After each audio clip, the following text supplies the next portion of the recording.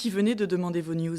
Vous savez qu'avec l'assistant personnel intelligent BMW, vous pourriez les demander de la même manière à votre BMW série 3. Enfin, de la même manière, disons que vous auriez également pu lui demander de vous emmener vers un bon restaurant et écouter vos infos sur la route. Nouvelle BMW série 3. Conduire l'innovation. L'info éco avec Capital.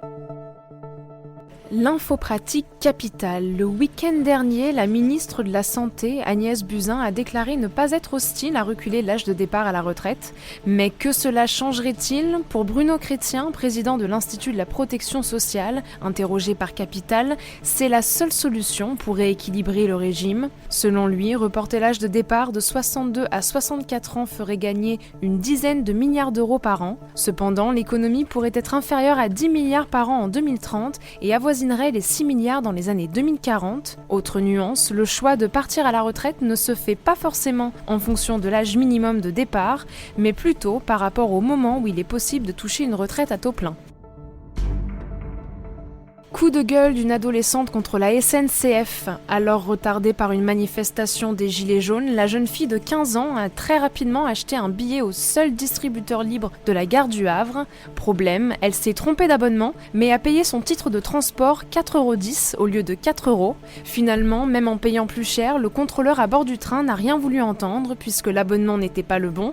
Il a infligé une amende de 35 € à l'adolescente qui, sans carte ni chéquier, n'a pas pu payer immédiatement.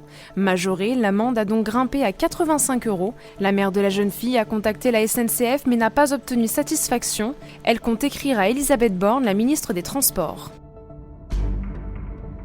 Le chiffre du jour, 135 €, c'est le montant de l'amende en cas de participation à une manifestation interdite. Elle était de 38 € jusqu'à maintenant, mais lundi, le Premier ministre Édouard Philippe a annoncé cette augmentation suite aux violences des Gilets jaunes de samedi dernier. Il en a profité pour dire qu'il sera possible d'interdire une manifestation lorsque la présence d'ultras sera confirmée. Dans les faits, chaque préfet, quand il prendra des arrêtés d'interdiction, pourra délimiter le secteur qui paraîtra opportun au regard des informations dont il dispose.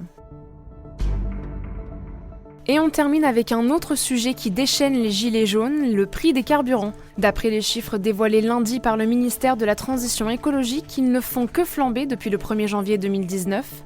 Le litre de gasoil coûte désormais 8,7 centimes de plus à la pompe par rapport à début janvier, pour arriver à 1,463 €. Quant à l'essence, la hausse varie de 7,1 à 8,1 centimes le litre en fonction des différents types de carburants. En une semaine, entre le 8 et le 15 mars, le litre de SP95E10, celui de SP95 et celui de SP98 ont tous pris plus d'1 centime. Au final, les tarifs du gasoil et de l'essence se rejoignent. C'était l'info éco avec Capital.